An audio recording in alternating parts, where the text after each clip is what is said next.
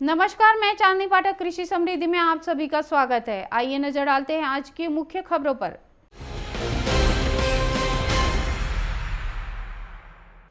प्रदेश कांग्रेस के नवनियुक्त प्रदेश अध्यक्ष नाना पटोले ने शुक्रवार को पदभार ग्रहण किया। इस दौरान उन्होंने महानगर की सड़कों पर ट्रैक्टर रैली निकाली। अगस्त क्रांति मैदान पर आयोजित समारोह में पटोले ने महाराष्ट्र में कांग्रेस को पहले क्रमांक की पार्टी बनाने की बात कही। पटोले ने कहा कि नागपुर से लेकर मुंबई तक परिवर्तन की लहर दिखाई देगी। इस दौरान निवर्तमान प्रदेश अध्यक्ष बालासाहेब थोरात ने कहा कि मुझे खुशी है कि एक योग्य व्यक्ति को मेरा उत्तराधिकारी बनाया गया है। उन्होंने कहा कि अल्प कार्यकाल में मुझे पार्टी नेताओं का भरपूर सहयोग मिला।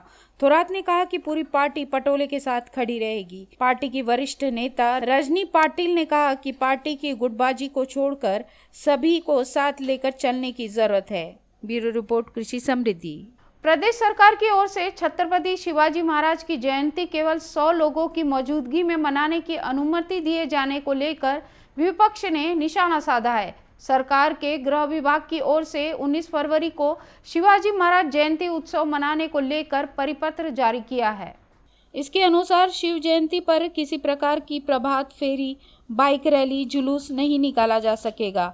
शिव जयंती मनाने के लिए केवल 100 व्यक्ति एक जगह पर जुट सकेंगे। शर्तों के साथ उत्सव मनाने की अनुमति को लेकर विपक्ष ने सरकार की आलोचना की है। विधानसभा में विपक्ष के नेता देवेंद्र फडणवीस ने कहा कि कांग्रेस के नए प्रदेश अध्यक्ष नाना पटोले के पदभार ग्रहण समारोह में 500 से 700 लोगों का जुटना सरकार को स्वीकार है, लेकिन शिवाजी महाराज की जयंती मनाने के लिए सरकार पाबंदी लागू करती है।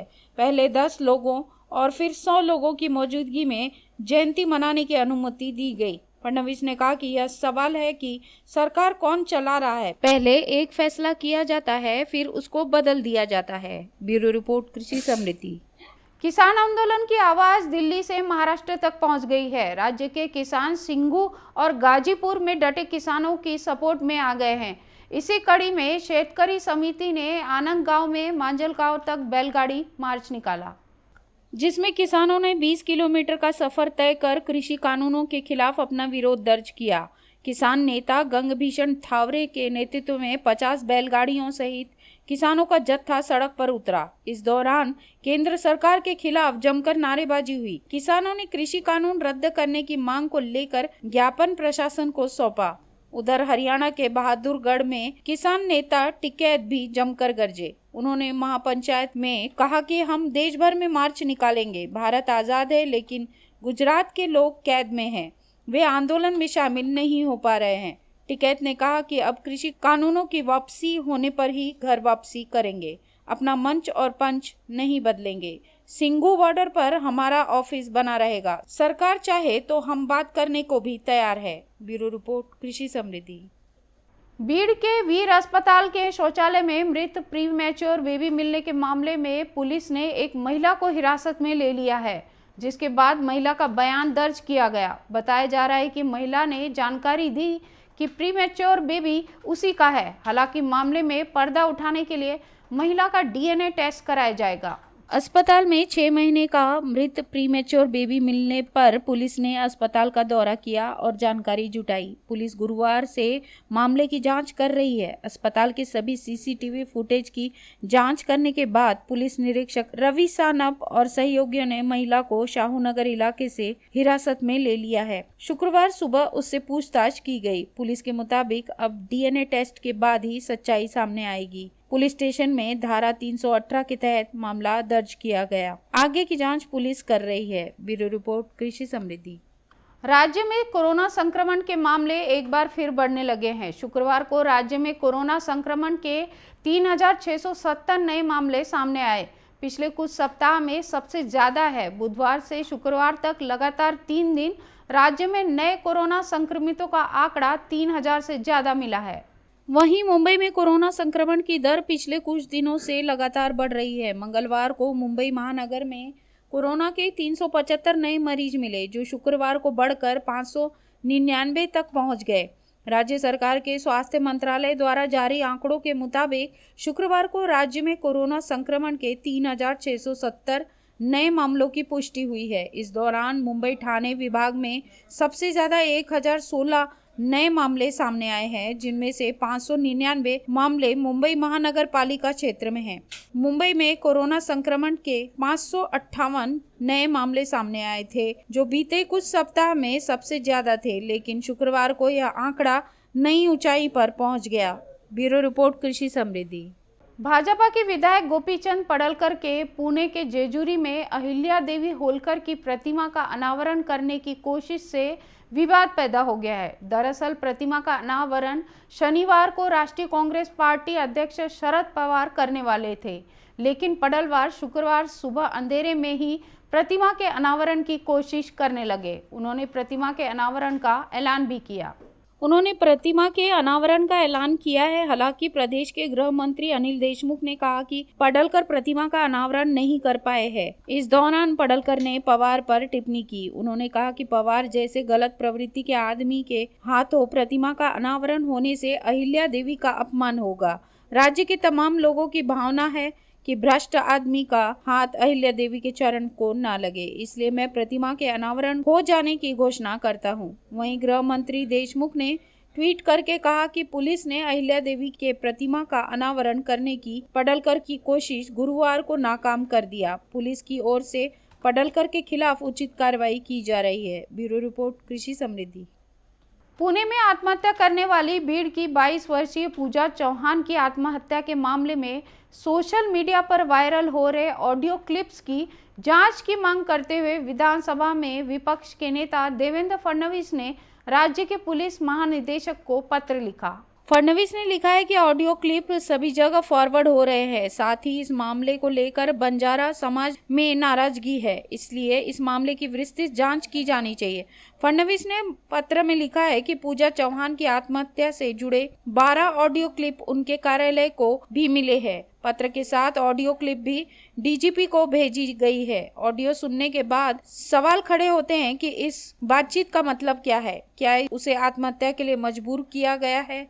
इसलिए इस पूरे मामले की गहराई से जांच जरूरी है। बंजारा समाज में काफी लोकप्रिय रही युवती को तुरंत न्याय दिया जाए और दोषी के खिलाफ कड़ी कार्रवाई की जाए। इससे पहले भाजपा विधायक अतुल भातखलकर ने मुख्यमंत्री उद्धव ठाकरे को पत्र लिखकर कहा है कि चौहान की आत्महत्या के मामले में यवतमाल से विधायक और आपके मंत्रिमंडल में शामिल शख्स का नाम सामने आ रहा है। ब्यूरो रिपोर्ट, कृषि समृद्धि। औरंगाबाद के चिकलठाना जिला अस्पताल में फायर फाइटिंग सिस्टम के लिए 60,52,886 रुपए के बजट को प्रशासनिक मंजूरी दी गई है। शुक्रवार को प्रदेश के स्वास्थ्य विभाग ने इस संबंध में शासन आदेश जारी किया। इसके अनुसार औरंगाबाद के सार्वजनिक निर्माण कार्य विद्युत विभाग के कार्यकारी अभियंता ने जिला अस्पताल के लिए फायर फाइटिंग सिस्टम के लिए बजट तैयार किया है। इसके अनुसार सरकार ने इसकी मंजूरी दे दी है। ब्यूरो रिपोर्ट, कृषि समृद्धि। प्रदेश सरकार ने राज्य के सभी कृषि विश्वविद्यालय और उससे संलग्न सरकारी और निजी गैर अनुदानित विद्यालय और महाविद्यालयों में नियमित कक्षाएं 15 फरवरी से शुरू करने की मान्यता दी है। कृषि विश्वविद्यालयों को 50% क्षमता के साथ रोटेशन पद्धति पर कक्षाएं शुरू करने की अनुमति दी गई। कृषि विश्वविद्यालयों को 50% क्षमता के साथ रोटेशन पद्धति पर कक्षाएं शुरू करने की अनुमति दी गई है। शुक्रवार को प्रदेश के कृषि विभाग ने इस संबंध में परिपत्र जारी किया। इसके मुताबिक कृषि विद्यालयों को स्थानीय प्राधिकरण की सहमति लेकर महाविद्यालय को खोलने के लिए आदेश जारी करना होगा।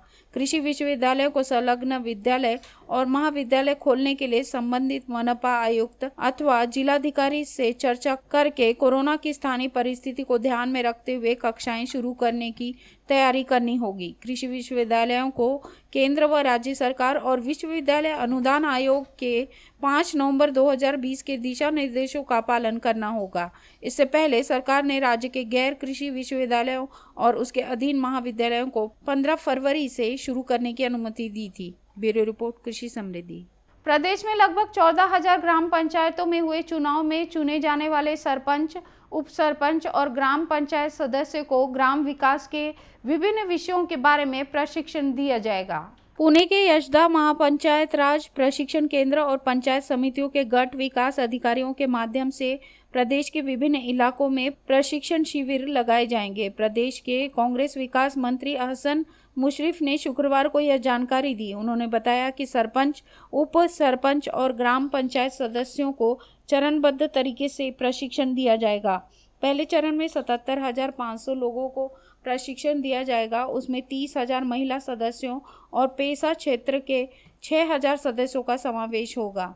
मुशर्रफ ने कहा कि वित्त आयोग की निधि सीधे ग्राम पंचायतों को दी जाती है। महाराष्ट्र ग्राम पंचायत अधिनियम के अनुसार सरपंचों की जिम्मेदारी और कर्तव्य, ग्राम पंचायतों के कामकाज, ग्राम पंचायत लेखा संहिता, ई पंचायत, जल साक्षरता, समय प्रबंधन, शाश्वत विकास के लिए गांव संस्था नियंत्रण, सरकार की नीतियों, ग्राम विकास विभाग की विभिन्न योजनाओं आदि के बारे में प्रशिक्षण दिया जाएगा।